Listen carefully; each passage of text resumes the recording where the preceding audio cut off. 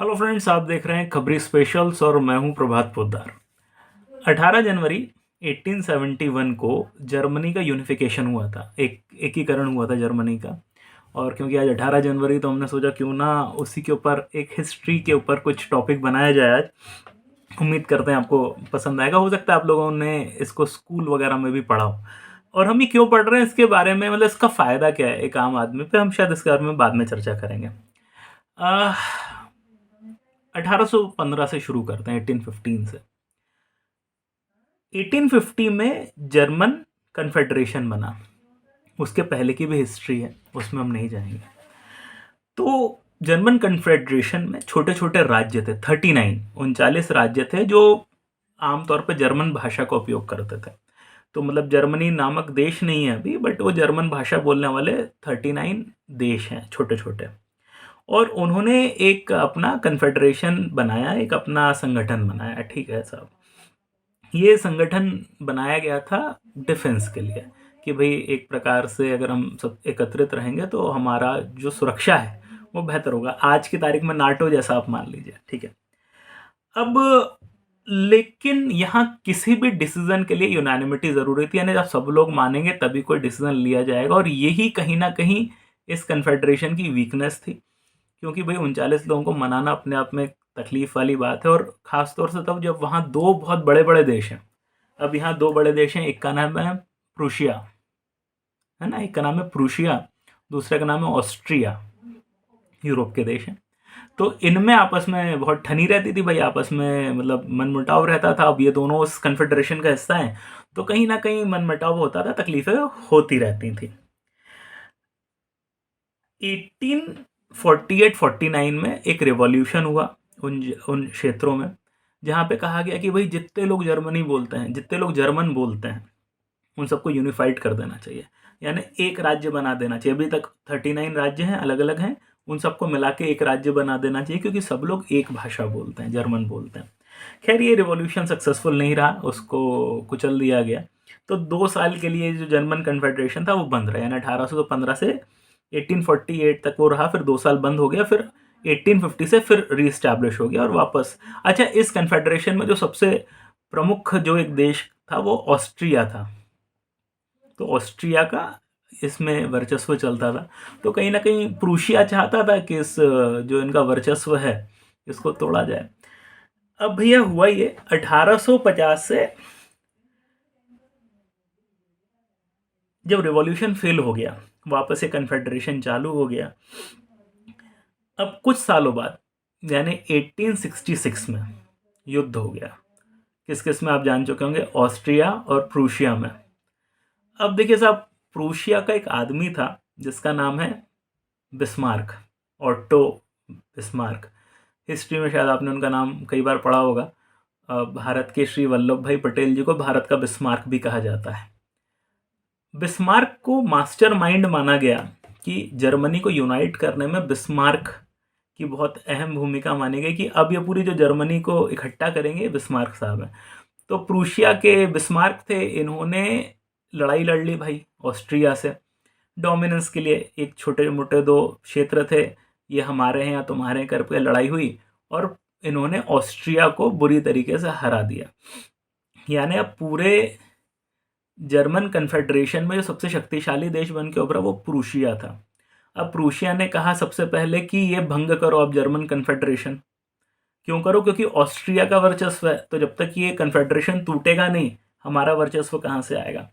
तो ज़बरदस्ती करके प्रेशर डाल के कन्फेडरेशन को तोड़वाया गया 1966 में। अब भाई टूट गया, ये 39 राज्य टूट गए हैं। अब क्या होगा? अब एक नया कन्फेडरेशन बनेगा, नॉर्थ जर्मन कन्फेडरेशन। अब जैसे नाम से जाहिर है कि जर्मन कन्फेडरेशन टूट गया है, अब नॉर्थ जर्मन कन्फेडरेशन है। तो अब ये नॉर्थ के जो राज्य हैं, नॉर्थ के जो छोटे छोटे देश हैं, इन्होंने मिला के अपना एक कन्फेडरेशन बनाया, जिसमें सबसे प्रमुख भूमिका किसकी रहेगी? तो भैया प्रूशिया की रहेगी, वही जीते हैं। बाकी जो राज्य हैं वो छोटे छोटे हैं, टोटल 22 देश हैं अब, ठीक है ना। 21 देश छोटे छोटे हैं, बड़ा देश प्रूशिया है। 80% जनसंख्या और 80% क्षेत्रफल प्रूशिया का है। तो जाहिर सी बात है जो सबसे बड़ा लीडर है इस कन्फेडरेशन का वो प्रूशिया है। जो साउथ में है, साउथ के देश अलग हो गए, और भाई ऑस्ट्रिया भी साउथ में है, तो भैया उसको तो इंक्लूड करना नहीं, तो वो साउथ में तुम जानो, हम नॉर्थ का काम करेंगे। अब यहाँ एक बहुत इंटरेस्टिंग चीज़ हुई जो बिस्मार्क ने करी। इन्होंने एक फेडरल स्ट्रक्चर डाला। फेडरल जैसे आपने जानते होंगे, राज्य और केंद्र का विभाजन।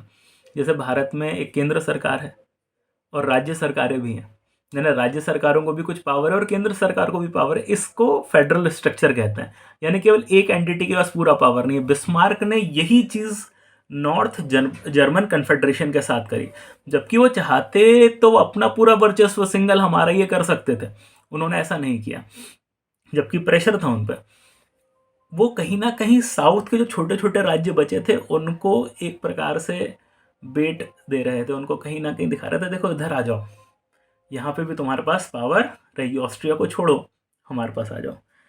तो खैर अभी इस कन्फेडरेशन में एक फेडरल स्ट्रक्चर आ गया, लेकिन कहीं ना कहीं बिस्मार्क चाहते थे जर्मन यूनिफिकेशन। वो चाहते थे कि पूरी जर्मनी एक हो जाए, नॉर्थ साउथ मिला के एक हो जाए। बहुत ही इंटरेस्टिंगली 1870 में नॉर्थ जर्मन कन्फेडरेशन का युद्ध हुआ फ्रांस से। अब फ्रांस चाहता था, अब फ्रांस का नाम आप जानते हैं, नेपोलियन द थर्ड थे। नेपोलियन साहब नहीं थे, उनके भतीजे थे नेपोलियन द थर्ड। ये फ्रांस के उस टाइम एम्परर या जो भी थे, प्रेसिडेंट थे। इसमें और नॉर्थ जर्मन कन्फेडरेशन में युद्ध हो गया। क्यों युद्ध हुआ? कई जगह कहते हैं कि फ्रांस वापस अपनी पुरानी ग्लोरी चाहता था, यूरोप में अपना वर्चस्व स्थापित करना चाहता था। कई लोग कहते हैं ये युद्ध करवाने के पीछे वापस बिस्मार्क का हाथ था। बिस्मार्क ने जानबूझ के प्रोपोगेंडा ऐसा किया, फ्रांस वालों को इस प्रकार से उन्होंने थोड़ी उंगली करी कि ये युद्ध फ्रांस वाले कर लें। क्यों करवाना चाहते थे बिस्मार्क ये युद्ध? इस युद्ध के बहाने नेशनलिज्म की भावना बिस्मार्क ने जगाई हर जगह कि देखो हमारे ऊपर युद्ध हो रहा है। तो जो साउथ के राज्य थे वो धीरे से किससे जुड़ गए? नॉर्थ से जुड़ गए। 4 बड़े बड़े राज्य वहाँ के जुड़ गए बिस्मार्क के साथ, नॉर्थ जर्मन कन्फेडरेशन के साथ। और अंततः 18 जनवरी 1871 को एक यूनाइटेड जर्मनी, यूनिफाइड जर्मनी की स्थापना हुई, जो आज भी किसी ना किसी रूप में थोड़ा ऊपर नीचे हुआ है, लेकिन उस रूप में आज भी वो चल रहा है। देखिए इसको एक प्रकार की, और इसके लिए किसको आर्किटेक्ट माना गया? बिस्मार्क को।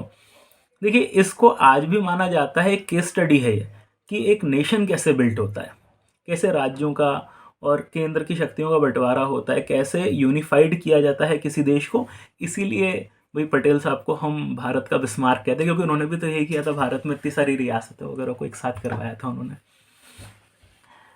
कई लोग ऐसा कहते हैं कि बिस्मार्क का ये मास्टर प्लान नहीं था, वो तो जैसे जैसे इवेंट अनफोल्ड होते गए वैसे वैसे वो कहते रहे, अच्छा ये हो गया क्या, एक काम है ये कर लेते हैं, अच्छा ये हो गया क्या, लड़ाई हो गई ये कर लेते हैं।